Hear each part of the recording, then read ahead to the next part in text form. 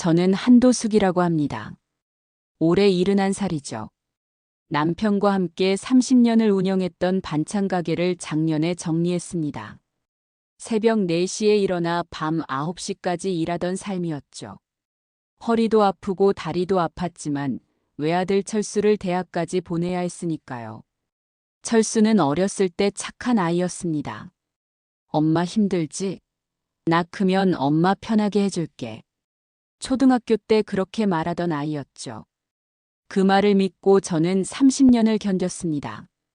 이제는 인천 동구 재래시장 근처 낡은 주택에서 혼자 살고 있습니다. 남편은 10년 전에 세상을 떠났거든요. 암이었습니다. 병원비로 많은 돈이 들어갔죠. 그래도 남편과 함께 산 이 집만큼은 지킬 수 있었습니다. 이 집은 제 전부였습니다. 30년 동안 푼푼히 모아서 산 집이거든요. 평수는 작지만 제 이름으로 된 소중한 공간이었죠. 그날도 평소처럼 시장 입구를 산책하고 있었습니다. 벤치에 앉아 햇볕을 쬐고 있는데 과일 가게 하시는 유은자 씨가 말을 걸더군요. 도숙 씨, 요새 얼굴이 안 좋아 보이는데 괜찮아? 은자 씨는 저와 같이 30년을 시장에서 장사했던 분입니다. 저보다 2살 아래지만 같은 시대를 살아온 동지 같은 사람이죠. 응, 그냥 나이 들어서 그런가 봐. 사실 며칠 전부터 가슴이 답답하고 숨이 차올랐습니다. 계단만 올라가도 숨이 턱까지 차올랐죠. 밤에는 가슴이 두근거려서 잠을 설치기도 했습니다. 병원은 가봤어? 아직은. 괜찮을 거야. 그냥 피곤해서 그런 것 같아. 하지만 은자 씨는 고개를 저었습니다. 그러지 말고 검진이라도 받아봐. 우리 나이에 심장이나 혈압 같은 거 조심해야 한다잖아. 우리 옆집 김씨 할머니도 그러다가 갑자기 쓰러지셨어. 은자 씨의 말이 맞았습니다. 더 이상 미룰 수가 없었죠. 결국 저는 다음 날 동네 병원에 갔습니다. 의사 선생님이 청진기로 심장 소리를 듣더니 심각한 표정을 지었습니다. 할머니 심장 소리가 좀 이상한데요. 심전도 한번 찍어볼까요? 심전도를 찍었습니다. 의사 선생님이 그래프를 보더니 더욱 심각한 얼굴이 되었습니다. 할머니 심장 판막에 문제가 있으신 것 같은데요. 큰 병원에서 정밀 검사 받아보셔야겠어요. 지금 당장 예약해 드릴게요. 가슴이 철렁했습니다. 선생님, 그게 심각한 건가요? 지금 당장은 괜찮지만 방치하시면 위험할 수 있어요. 꼭 큰 병원 가보세요. 병원을 나오는데 다리가 후들거렸습니다. 벤치에 앉아 한참을 멍하니 있었죠. 일주일 후 대학병원에서 정밀 검사를 받았습니다. 초음파도 찍고 CT도 찍고 여러 가지 검사를 받았습니다. 기다리는 시간이 너무 길었죠. 마침내 결과가 나왔습니다. 의사 선생님이 모니터를 보여주며 설명했습니다. 여기 보시면 판막이 제대로 닫히지 않고 있어요. 이 상태로 두시면 심부전이 올 수 있습니다. 그럼 어떻게 해야 하나요? 수술이 필요합니다. 판막을 교체하는 수술이에요. 빠를수록 좋고요. 수술비는 얼마나 나올까요? 의사 선생님이 잠시 망설이더니 말했습니다. 대략 700만 원 정도 예상됩니다. 건강보험 적용되고 나서요. 700만 원. 그게 어디 작은 돈입니까? 저는 반찬 가게 정리하고 손에 쥔 돈이 200만 원 정도였습니다. 남편 병원비로 많이 써버렸거든요. 나머지 500만 원을 어떻게 마련한단 말입니까? 선생님, 제가 좀 생각해 봐도 될까요? 할머니, 이건 시간을 끌 문제가 아니에요. 빨리 수술하셔야 해요. 3달 안에는 꼭 하셔야 합니다. 병원을 나와서 저는 한참을 병원 정원 벤치에 앉아 있었습니다. 머릿속이 복잡했습니다. 700만 원. 그 돈을 어떻게 마련할까요? 그때 문득 아들 생각이 났습니다. 철수는 대기업에 다닙니다. 결혼도 했고 아파트도 샀죠. 제가 대학까지 보냈고 결혼 자금도 2천만 원을 보탰습니다. 당시 제 전 재산의 절반이었죠. 아들이라면 도와줄 수 있지 않을까요?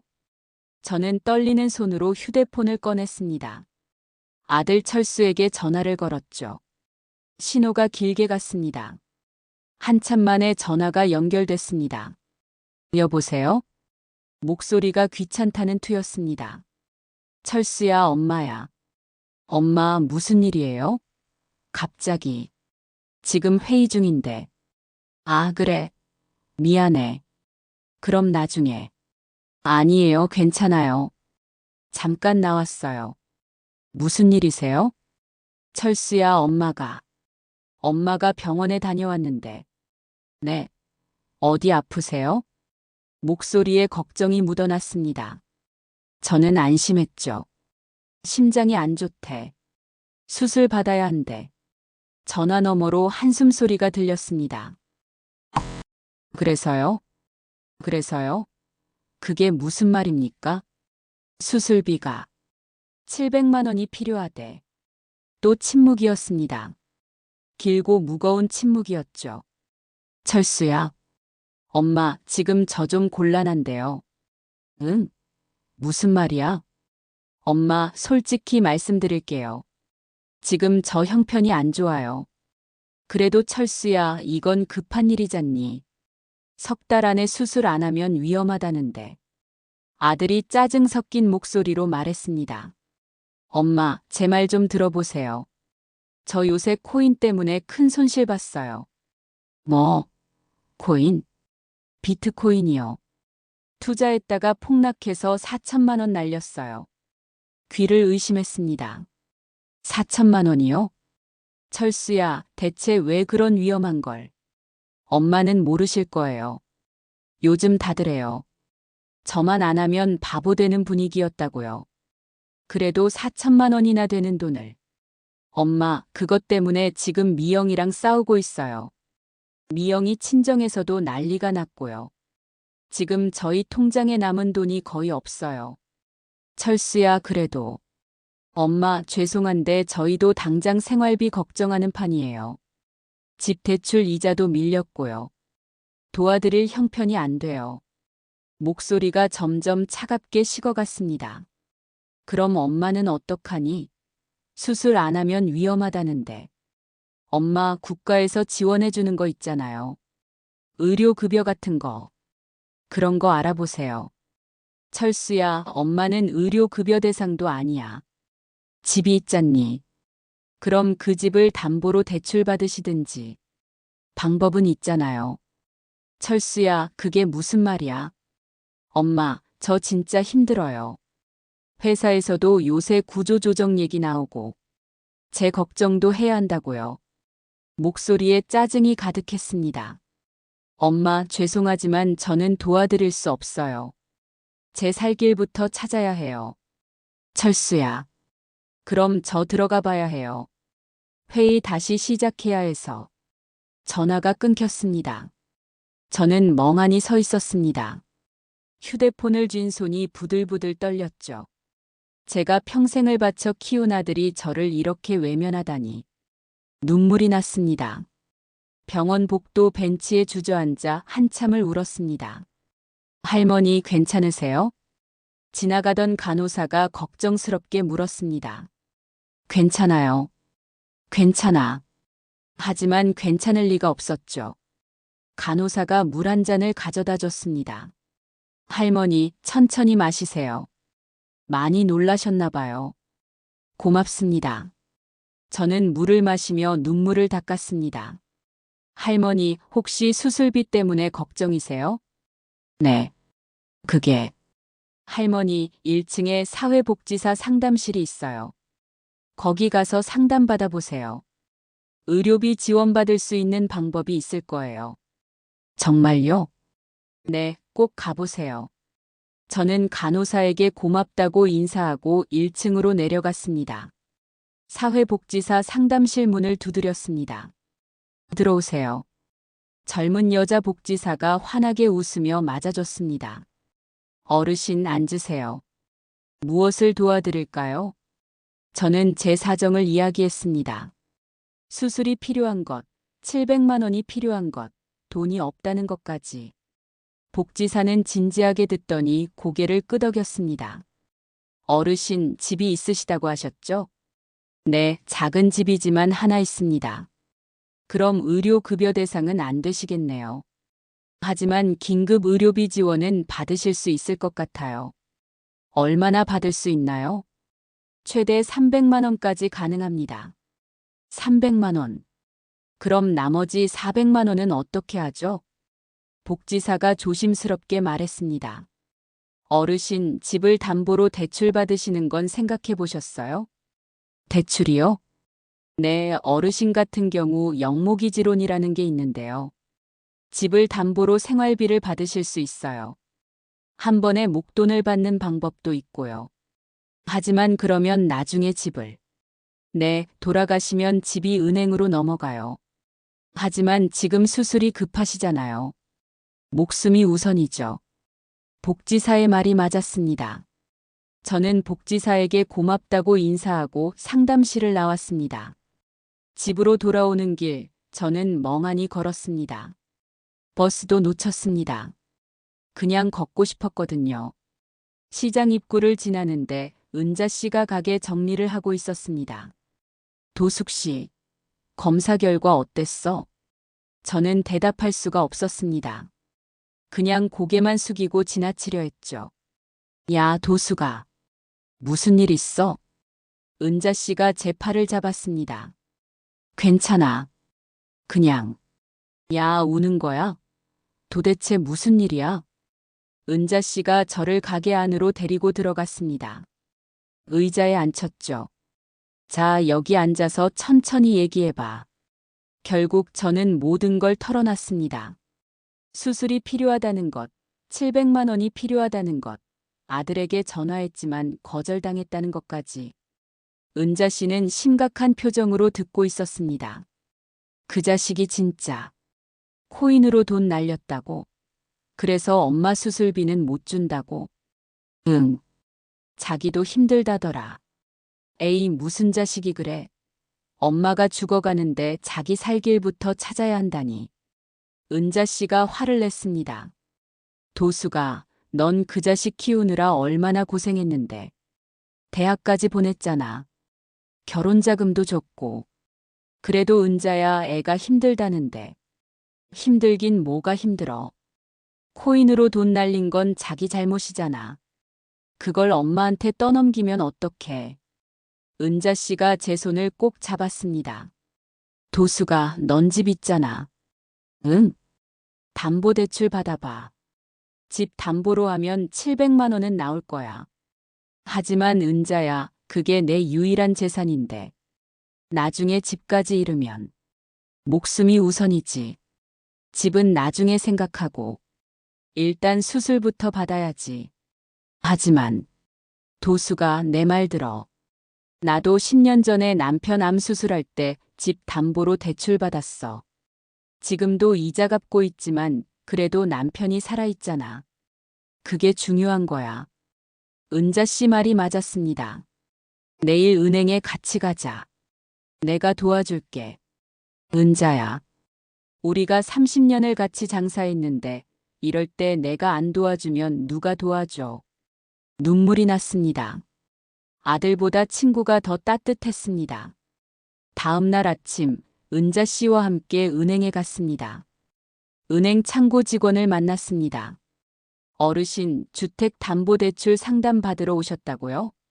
네, 그런데 제가 잘 몰라서요. 걱정 마세요. 제가 자세히 설명해 드릴게요. 직원이 친절하게 설명해 줬습니다. 어르신 집 등기부등본 가져오셨어요? 아, 그게 뭔지. 은자 씨가 옆에서 거들었습니다. 지금 바로 발급받을 수 있어요. 인터넷으로 하면 되잖아요.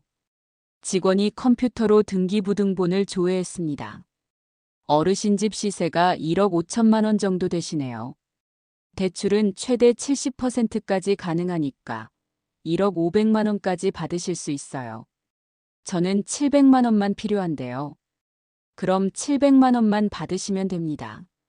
이자는 연 5%예요. 그럼 매달 이자가 얼마나 나오나요? 직원이 계산기를 두드렸습니다. 월 29만 원 정도 나옵니다. 29만 원. 제 국민연금이 60만 원이니까 겨우 낼 수 있는 금액이었습니다. 알겠습니다. 진행하겠습니다. 그럼 서류 작성해 주세요. 여기 도장 찍으시고요. 저는 떨리는 손으로 서류에 도장을 찍었습니다. 심사에 사흘 정도 걸립니다. 통과되면 연락드릴게요. 은행을 나왔습니다. 도수가 이제 됐다. 수술비 마련했잖아. 은자야, 정말 고마워. 내가 없었으면 어쩔 뻔했어. 야, 우리 사이에 그런 말이 어디 있어. 사흘 후 은행에서 연락이 왔습니다. 어르신, 대출 승인 났습니다. 언제 방문하실 수 있으세요? 지금 바로 가겠습니다. 저는 은행으로 달려갔습니다. 계좌에 700만 원이 들어왔습니다. 저는 바로 병원에 전화를 걸었습니다. 수술 예약하고 싶은데요. 네, 어르신. 언제로 잡아드릴까요? 최대한 빨리요. 그럼 다음 주 목요일 어떠세요? 네, 좋습니다. 전화를 끊고 나니 한숨이 나왔습니다. 드디어 수술을 받을 수 있게 됐습니다. 하지만 마음 한편이 무거웠죠. 제 유일한 재산인 집에 빚이 생겼습니다. 앞으로 매달 30만 원 가까운 이자를 갚아야 합니다. 하지만 어쩔 수 없었습니다. 목숨이 우선이니까요. 수술 전날 밤 저는 잠을 이룰 수 없었습니다. 혼자서 수술을 받는다는 게 두려웠습니다. 남편도 없고 아들도 없고. 은자 씨에게 전화를 걸었습니다. 은자야, 내일 수술인데 혼자 가기가 좀 무섭더라. 도수가 걱정 마. 내가 새벽에 갈게. 혼자 두지 않을게. 은자야, 너무 미안해. 내 가게도 바쁜데. 에이, 가게는 하루 쉬면 어때? 친구가 더 중요하지. 눈물이 났습니다. 고마워, 은자야. 정말 고마워. 다음 날 새벽 은자 씨가 우리 집에 왔습니다. 도수가 준비됐어? 택시 불렀어. 응, 가자. 병원에 도착했습니다. 간호사들이 저를 수술실로 데려갔습니다. 할머니, 긴장 풀으세요. 금방 끝날 거예요. 마취 주사를 맞았습니다. 눈이 감겼습니다. 눈을 떴을 때는 회복실이었습니다. 할머니, 수술 잘 끝났어요. 간호사가 웃으며 말했습니다. 은자 씨는요? 밖에서 기다리고 계세요. 잠시 후 은자 씨가 들어왔습니다. 도수가 잘 됐다. 의사 선생님이 수술 잘 됐대. 다행이다. 이제 푹 쉬어. 내가 옆에 있을게. 일주일을 입원했습니다. 은자 씨가 매일 와서 옆에 앉아 있어 줬습니다. 도수가 밥은 먹었어? 과일 깎아줄까? 괜찮아, 은자야. 내가 너무 고생하는 것 같아. 에이, 뭘. 친구 좀 돌봐주는 게 고생이야. 입원 기간 동안 아들에게서는 연락이 없었습니다. 저는 철수에게 문자를 보냈습니다. 철수야, 엄마 수술 잘 끝났어. 답장이 없었습니다. 하루가 지나고 이틀이 지나도 답장이 없었습니다. 가슴이 아팠습니다. 퇴원하는 날이었습니다. 할머니, 조심히 가세요. 한 달 후에 다시 오셔서 검진 받으시고요. 네, 감사합니다. 은자 씨가 저를 집까지 데려다 줬습니다. 도수가 이제 푹 쉬어. 내가 반찬 좀 만들어 올게. 아니야, 괜찮아. 내가 해준 것만으로도 고마워. 그래도 몸조리는 해야지. 아무것도 하지 말고 쉬기만 해. 은자 씨가 돌아간 후 저는 혼자 거실에 앉아 있었습니다. 텔레비전을 켰지만 내용이 들어오지 않았습니다. 그때 휴대폰이 울렸습니다. 아들 철수였습니다. 가슴이 두근거렸습니다. 혹시 미안하다고 할까요? 엄마. 철수야. 엄마 수술 잘 끝났어요? 응. 잘 끝났어. 다행이네요. 침묵이 흘렀습니다. 엄마, 그런데 목소리가 이상했습니다. 왜? 엄마, 저희가 얘기 좀 해야 할 것 같아서요. 불안한 예감이 들었습니다. 무슨 얘기? 전화로는 좀 그렇고요. 내일 저희 집으로 오실 수 있어요? 그래, 가마. 그럼 내일 오후 2시에 뵐게요. 전화가 끊겼습니다. 저는 불안한 마음에 잠을 이룰 수 없었습니다. 다음 날 오후, 저는 아들네 집으로 갔습니다. 버스를 타고 가는 내내 가슴이 두근거렸습니다. 초인종을 누르자 며느리 미영이 문을 열었습니다. 어머니, 어서 오세요. 표정이 굳어 있었습니다. 웃음기가 전혀 없었죠. 거실에 들어가니 철수가 앉아 있었습니다. 테이블 위에 서류를 펼쳐놓고요. 엄마, 앉으세요. 저는 소파에 앉았습니다. 가슴이 불안했습니다. 엄마, 수술은 잘 끝나셨죠? 응, 다행히. 그게. 엄마, 수술비는 어떻게 마련하셨어요? 왜 그걸 물어보는 걸까요? 집을 담보로 대출받았어. 철수가 고개를 끄덕였습니다. 역시 그러셨군요. 얼마나 받으셨어요? 700만 원. 이자는 얼마나 나가요? 월 30만 원 가까이. 철수가 며느리를 쳐다봤습니다. 그리고는 저를 다시 바라봤죠. 엄마, 솔직히 말씀드릴게요. 가슴이 철렁했습니다. 엄마가 그 대출 이자 내시기 힘드실 거예요. 국민연금이 60만 원이시잖아요. 이자 내고 나면 30만 원으로 어떻게 사세요? 그래도 최대한 아껴 쓰면. 며느리 미영이 끼어들었습니다. 어머니, 현실적으로 불가능해요. 요새 물가가 얼마나 올랐는데요. 30만 원으로는 밥도 제대로 못 먹으세요. 그래도 철수가 테이블 위 서류를 밀어보였습니다. 그래서요, 엄마. 저희가 좋은 제안이 있어요. 무슨 제안? 엄마, 차라리 그 집을 저희한테 넘기시는 게 어떨까요? 귀를 의심했습니다. 뭐? 집 명의를 저희한테 이전하세요. 그럼 저희가 대출금도 대신 갚아드리고요. 세상이 무너지는 것 같았습니다. 철수야, 그게 무슨 소리야? 엄마, 현실을 보세요. 엄마 혼자서는 그 이자 못 갚아요. 몇 달 못 가서 연체되고 그럼 집이 경매로 넘어가요. 며느리가 거들었습니다. 어머니, 저희가 집을 넘겨받으면 대출금도 저희가 갚을게요. 그리고 어머니는 작은 원룸 하나 구해드릴게요. 원룸? 네, 깨끗한 원룸이요. 월세는 저희가 낼게요. 그게 어머니한테도 훨씬 편하실 거예요. 철수야, 그 집이 엄마 평생의 재산인데. 철수가 짜증 섞인 표정을 지었습니다. 엄마, 알아요. 그래서 저희가 제대로 관리해서 나중에 돌려드린다니까요. 돌려준다고? 네. 몇 년 후에요. 저희 사정이 나아지면요. 며느리가 다시 끼어들었습니다.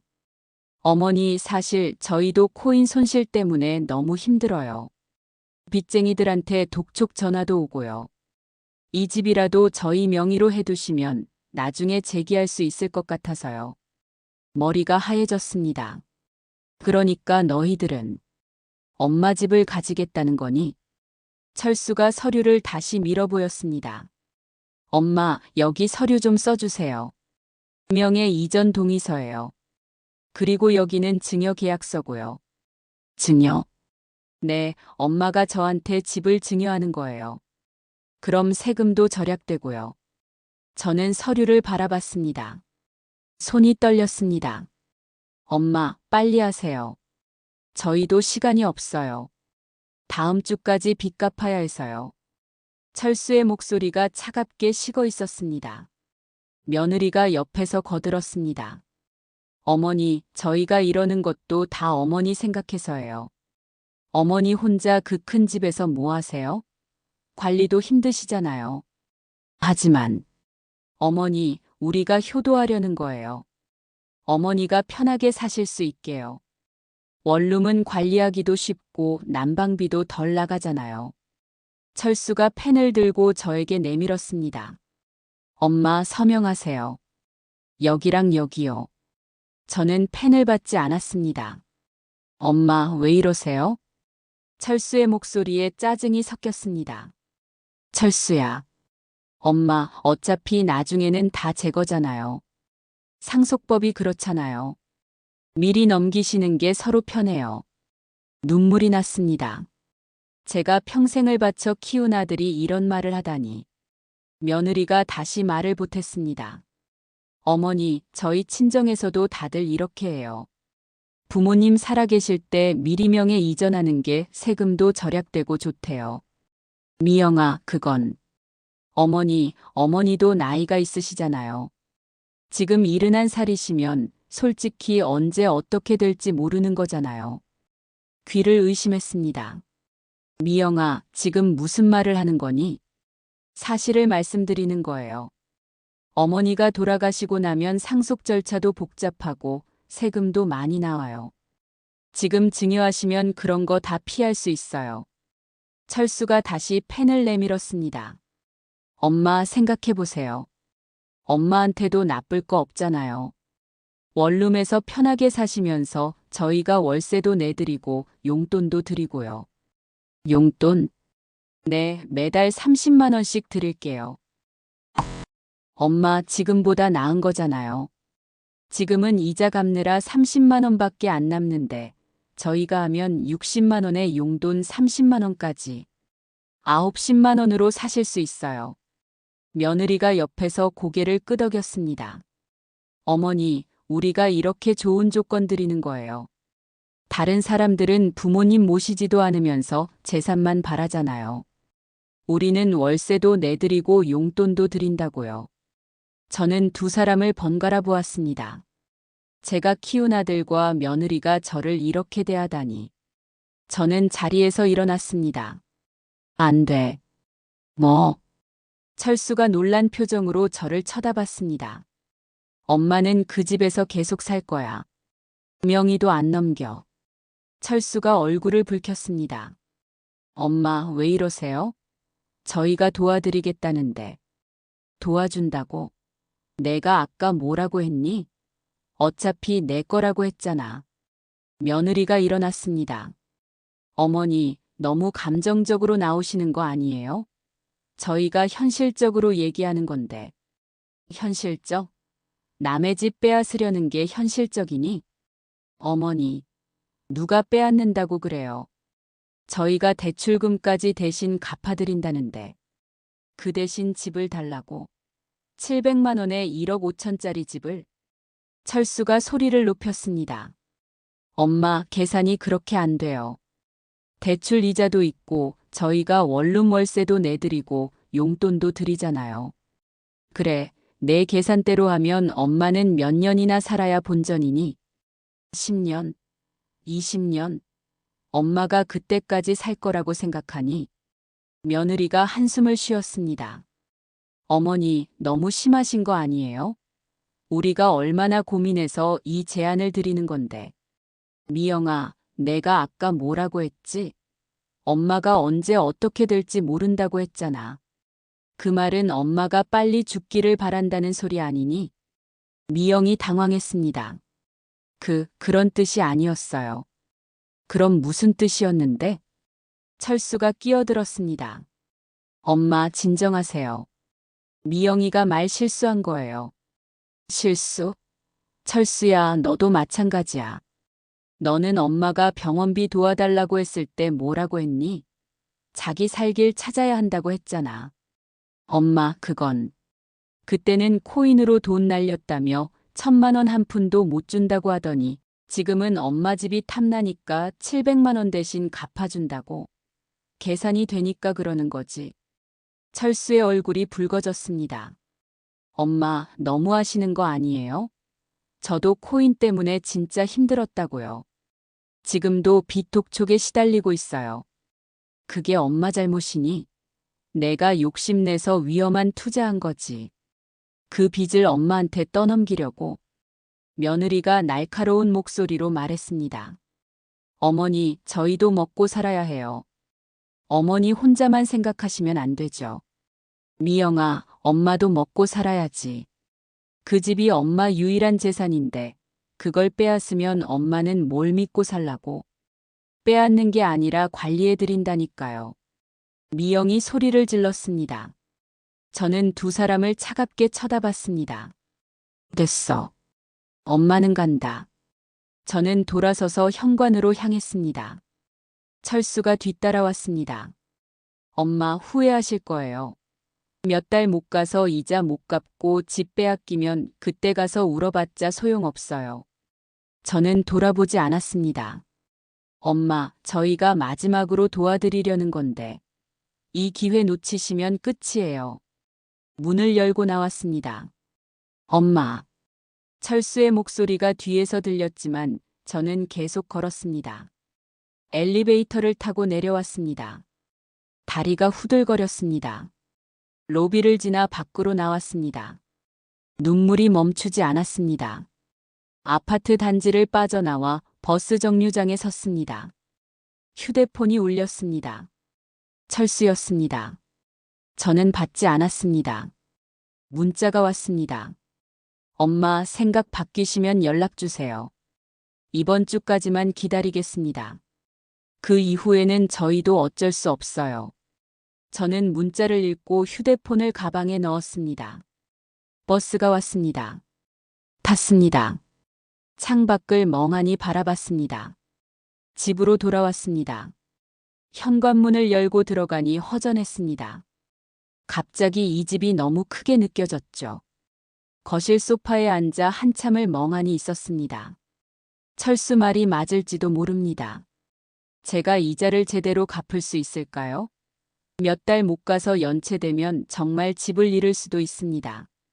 하지만 그래도 아들에게 넘길 수는 없었습니다. 제가 평생 모아서 산 집을 저를 배신한 아들에게 넘긴다? 절대 안 됩니다. 저는 책상으로 갔습니다. 서랍을 열었습니다. 예전에 써둔 유언장이 있었습니다. 내 모든 재산은 아들 한철수에게 상속한다. 저는 그 유언장을 찢었습니다. 그리고 새로운 종이를 꺼냈습니다. 떨리는 손으로 글씨를 쓰기 시작했습니다. 아들 한철수에게는 법정 최소 상속분만 준다. 나머지는 자선단체에 기부한다. 문장을 다 쓰고 나니 속이 시원했습니다. 하지만 그것만으로는 부족했습니다.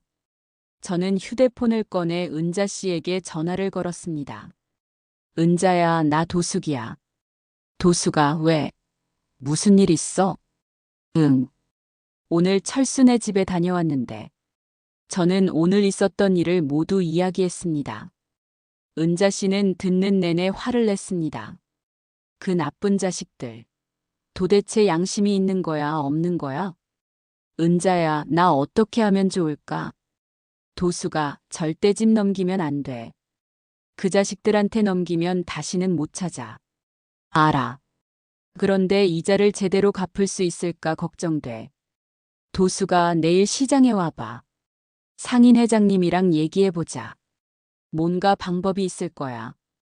다음 날 아침 저는 시장으로 갔습니다. 은자 씨가 과일 가게에서 기다리고 있었습니다. 도수가 왔어? 상인 회장님이 사무실에서 기다리신대. 가자. 시장 2층에 상인의 사무실이 있었습니다. 문을 두드리자 굵은 목소리가 들렸습니다.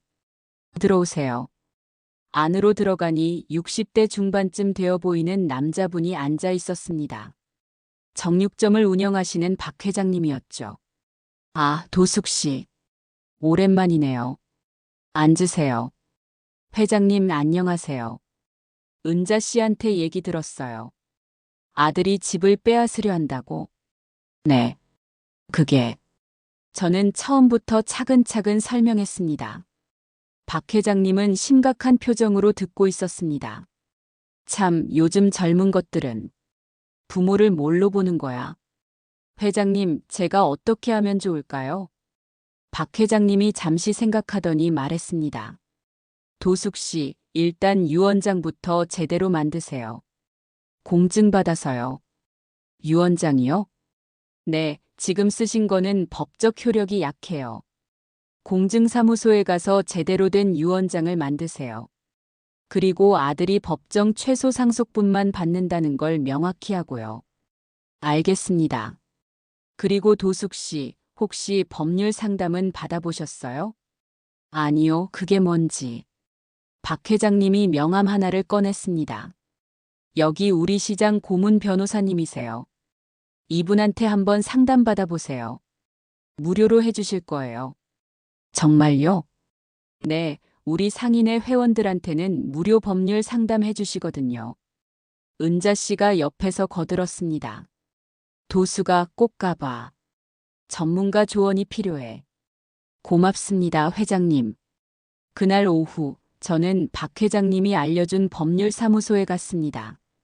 안녕하세요, 한도숙 씨 맞으시죠? 박 회장님한테 연락받았어요. 젊은 여자 변호사가 환하게 웃으며 맞아줬습니다. 네, 감사합니다. 앉으세요. 편하게 말씀하세요. 저는 제 상황을 설명했습니다. 변호사는 진지하게 듣고 있었습니다. 할머니, 정리하면 이렇네요. 아드님이 진명의 이전을 요구하고 증여계약서까지 준비했다? 네. 그리고 할머니는 거부하셨고요. 네, 절대 넘길 수 없어요. 변호사가 고개를 끄덕였습니다. 잘하셨어요. 절대 넘기시면 안 돼요. 그런데 변호사님, 아들 말대로 제가 이자를 못 갚으면 집을 잃는 거 아닌가요? 그건 사실이에요. 하지만 방법이 있어요. 무슨 방법이요? 할머니, 혹시 생활비 부족분은 어떻게 하실 생각이세요? 그게 최대한 아껴 쓰려고요. 변호사가 고개를 저었습니다. 그것만으로는 부족할 거예요. 할머니, 차라리 집에서 방 하나를 새놓으시는 건 어떨까요? 방을 새놓는다고요? 네, 지금 빈 방 있으시죠? 거기에 원룸 임대 놓으시면 월 50만 원은 받으실 수 있어요. 하지만 낯선 사람이랑 같이 산다는 게 처음엔 불편하시겠지만 경제적으로는 훨씬 나아지실 거예요. 그리고 혼자 사시는 것보다 안전하기도 하고요. 변호사 말이 맞았습니다. 그리고 할머니 기초생활수급자 신청은 안 되지만 긴급복지 지원은 받으실 수 있어요. 긴급복지요? 네, 수술로 인한 의료비 부담으로 생활이 어려운 경우 석 달 정도 생활비 지원을 받을 수 있어요. 정말요? 네, 제가 신청서 써드릴게요. 주민센터에 제출하시면 돼요. 변호사는 여러 서류를 작성해줬습니다. 그리고 할머니 유언장도 제대로 작성하시는 게 좋겠어요. 네, 그것도 부탁드려요. 아드님한테 법정 최소 상속분만 주시고 나머지는 기부하신다고 하셨죠? 네. 그럼 이렇게 작성하면 됩니다. 변호사가 유언장을 작성했습니다. 여기 서명하시고 내일 공증사무소에 가서 공증 받으세요. 제가 예약해 드릴게요. 감사합니다, 변호사님.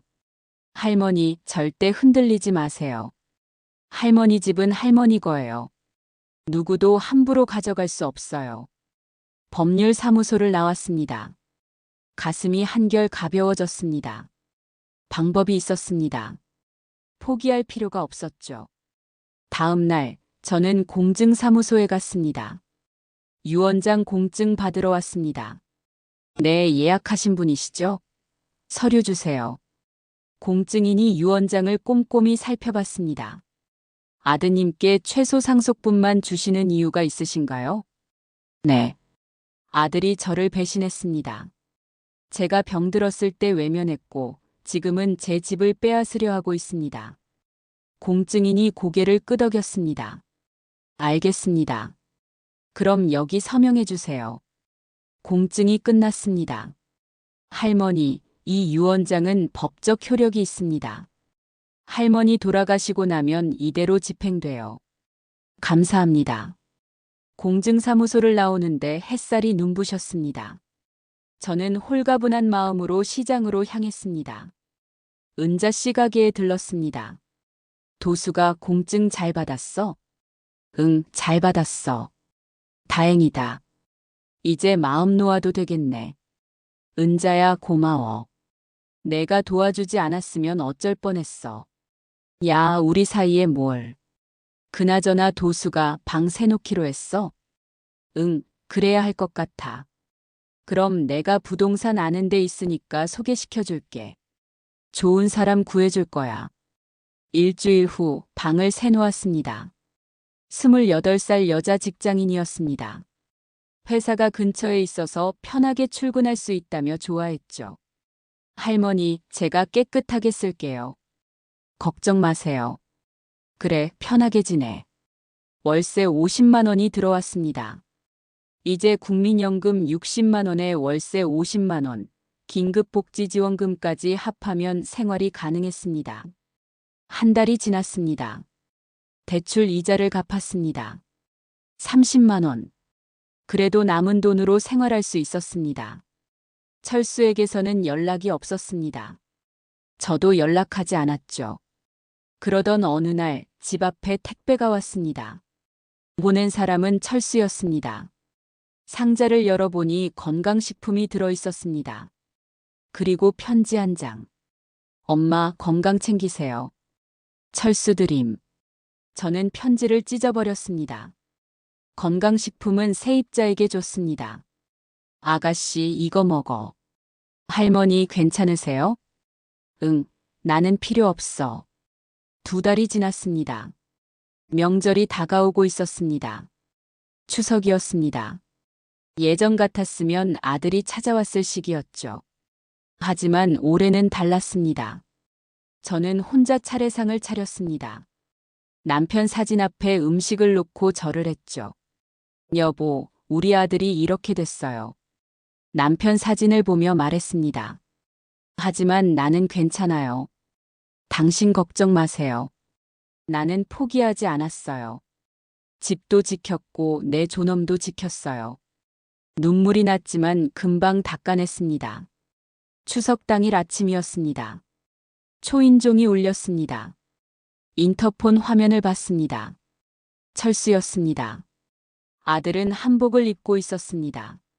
손에는 선물 상자를 들고 있었죠. 며느리도 같이 왔더군요. 저는 인터폰을 끄고 문을 열지 않았습니다. 철수가 문 밖에서 말했습니다. 엄마, 저 철수예요. 명절인데 인사드리러 왔어요. 문 열어주세요. 저는 대답하지 않았습니다. 며느리 목소리도 들렸습니다. 어머니, 저희예요. 인사드리려고 왔어요.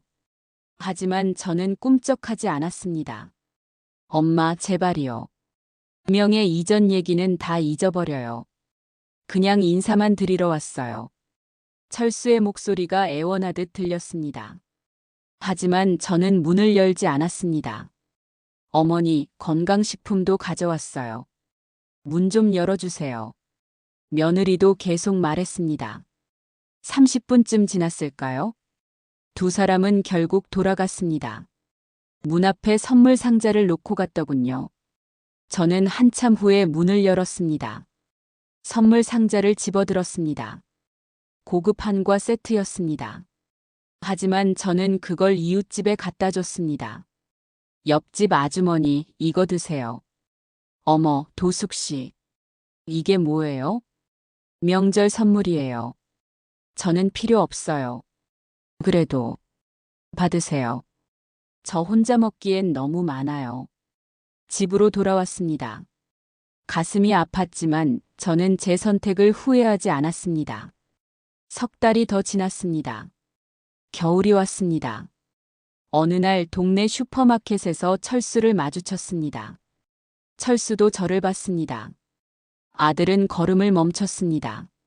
엄마. 저도 멈춰 섰습니다. 한참을 서로 바라봤습니다.